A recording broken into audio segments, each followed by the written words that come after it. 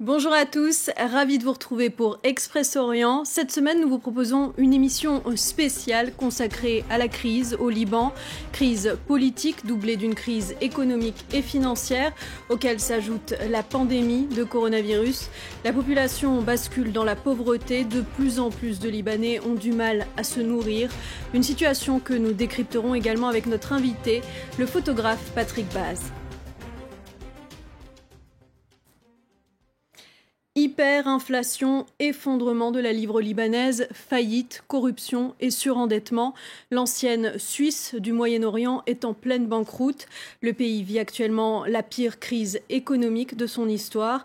Beyrouth a sollicité l'aide du Fonds monétaire international, le FMI, qui met en garde contre le retard dans l'adoption de réformes et les tergiversations qui font piétiner les négociations depuis 2 mois. Alors, comment le pays du Cèdre en est-il arrivé là? Élément de réponse avec Laure Manin. En 1990, après 15 ans de guerre civile, le Liban s'endette pour se reconstruire. La stratégie plombe ses comptes publics et la dette représente aujourd'hui près de 170% de son PIB. Le pays a une économie non productive, essentiellement basée sur le tourisme et les services, notamment bancaires, et doit donc importer près de 80% de ce qu'il consomme, creusant son déficit commercial à plus de 15 milliards de dollars en 2019.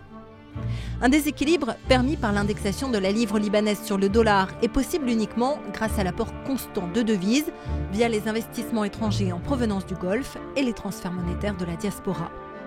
Mais à partir de 2014, avec la guerre en Syrie, les soubresauts politiques dans la région et la chute des prix du pétrole, ces deux sources de dollars commencent à se tarir.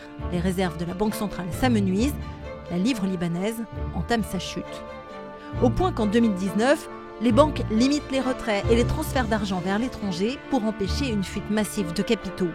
La pandémie de Covid-19 accentue encore le manque de dollars, accélère l'effondrement de la livre et du pouvoir d'achat des Libanais. En avril 2020, 3 taux de change cohabitent. Celui de la Banque centrale, où $1 s'échange théoriquement contre 1507 livres libanaises. Les banques commerciales, elles, estiment le billet vert à 3850 livres, mais ne le vendent guère par manque de devises. Reste le marché noir, où chaque dollar s'envole à plus de 8000 livres. Les dirigeants politiques sont aussi accusés d'être à l'origine de cette crise. C'est d'ailleurs contre eux qu'une partie de la population s'est soulevée en octobre 2019.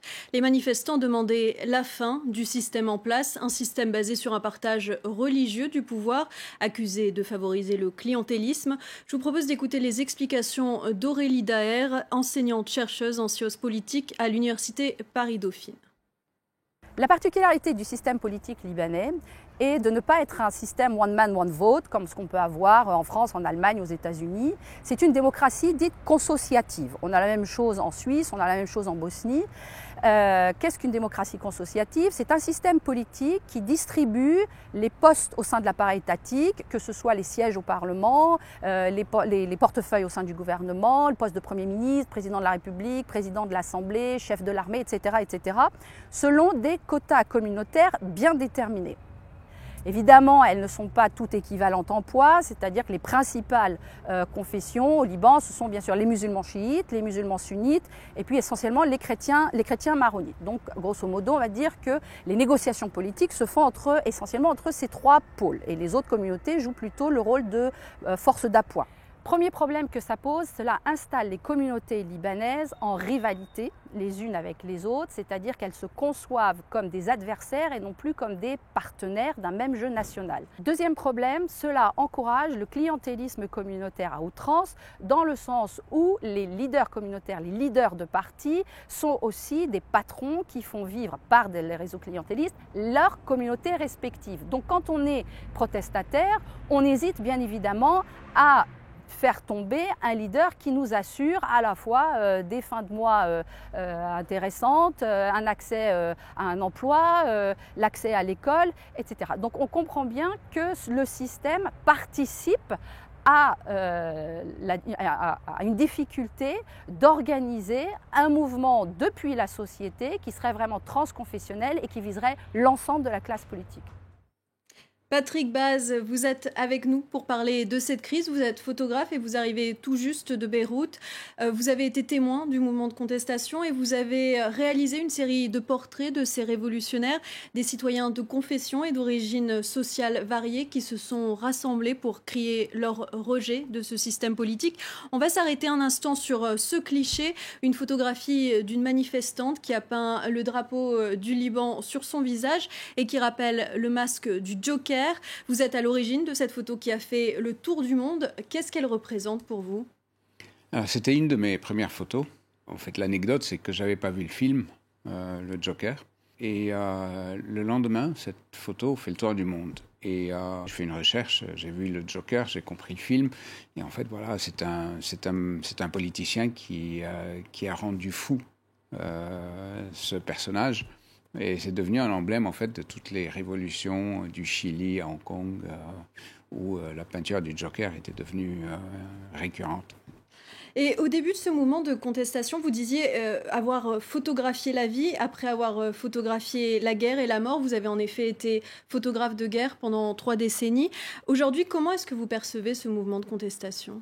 Alors, ce mouvement de contestation, avant la pandémie, avant le Covid, était un mouvement pacifique. Mais le Covid, en fait, l'arrivée du Covid, de la pandémie, a cassé ce mouvement. Et puis, il y a beaucoup de dissensions qui se sont créées dans l'opposition. Et donc, mais aujourd'hui, on entre dans une autre ère, en fait, qui va probablement devenir un peu plus violente, qui a commencé. Il y a les attaques contre les banques qui ont eu lieu, avec des bombes incendiaires. Le Libanais moyen qui touchait un salaire de l'équivalent de $1 500, aujourd'hui se retrouve avec $200 ou $300 à la fin du mois. Les denrées alimentaires si elles ne multiplient pas, elles n'existent plus. On se retrouve avec des produits de deuxième catégorie. Il y a beaucoup de médicaments qui cessent d'exister sur le marché. Oui, des pénuries à tous les niveaux. On va en parler. Donc, le pays est au bord du gouffre. La moitié des Libanais vit aujourd'hui sous le seuil de pauvreté. Remplir un chariot, payer le loyer, les factures est devenu un défi. Même la classe moyenne peine à se nourrir. Pour pallier à l'absence de l'État et à la dévaluation de la monnaie, le troc s'est développé. C'est un reportage de nos correspondantes Zeina Antonios et Leila Molana Allen. Nous sommes à Bourj Hamoud, un quartier populaire du nord-est de Beyrouth. Rana et Agop ont besoin d'un nouveau réfrigérateur. Mais avec l'inflation qui frappe le pays depuis plusieurs mois, le jeune couple est incapable d'en acheter un.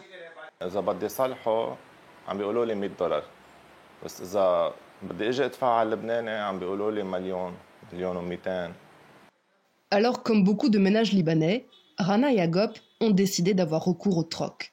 Ils vont échanger leur lave-vaisselle contre un réfrigérateur d'occasion.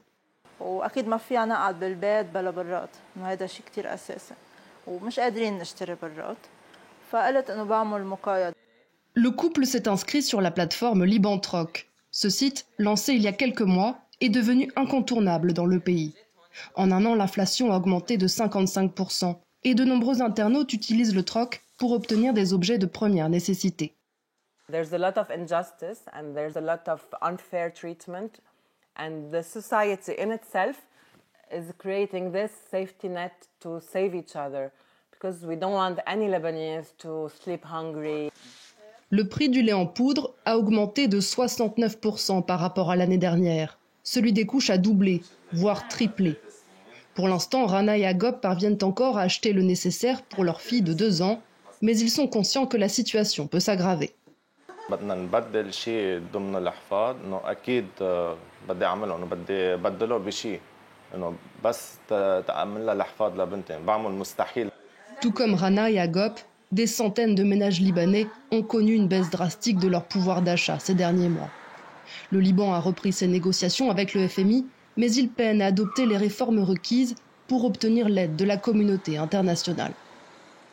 Patrick Baz, on le voit, tous les indicateurs sont en rouge. Est-ce que, selon vous, le pays est en train de s'effondrer ? Le pays s'effondre, et même plus. Imaginez un système communautaire, clientéliste et mafieux sur le radeau de la Méduse. C'est un peu ça. Vous il n'y a que les Libanais qui font partie de mouvements politiques bien établis qui arrivent à s'en sortir, et à peine, parce que cet argent, on le leur sort d'une poche pour leur redonner en leur disant que ça vient du parti. Il n'y a aucune réforme dans le système. Le Fonds monétaire international a demandé des réformes. Le ministre des Affaires étrangères français a dit une phrase qui est devenue symbolique dans le pays. Aidez-nous, bon sang, pour qu'on vous aide. Vous êtes aussi l'auteur de cette photographie. Elle montre la Banque du Liban transformée en forteresse sécurisée. Qu'est-ce qu'elle symbolise pour vous ? C'est la Banque du Liban, c'est la Banque centrale. En fait, toutes les manifestations se déroulaient devant la Banque centrale, à cause de la chute du dollar, la situation économique, etc. Et donc, la Banque centrale, petit à petit, s'est mise à ériger un mur. Alors, la qualité du mur ne suffisait pas les premières semaines. Petit à petit, on est arrivé à un système de forteresse pour isoler la banque avec des barbelés. Mais ce n'est pas uniquement la Banque centrale. Toutes les banques du Liban, toutes les branches des banques du Liban qui sont dans des zones sensibles sont transformées en forteresses. Alors, il y en a même qui ont enlevé leur logo et le nom de la banque. C'est-à-dire que vous vous retrouvez face à un mur blanc avec une porte métallique. Donc, il faut savoir que cette banque cet endroit-là, c'est votre banque de quartier. Vous avez aussi été témoin ces derniers mois de l'effondrement de l'économie du pays et du calvaire quotidien des Libanais aujourd'hui. Est-ce que le désespoir gagne la population ? Je crois que la population n'a pas encore compris ce qui lui arrivait. La population est dans une situation il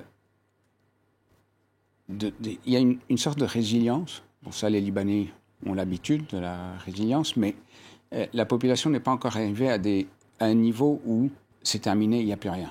Parce qu'on a encore les petits marchés noirs, vous avez vu le troc, etc.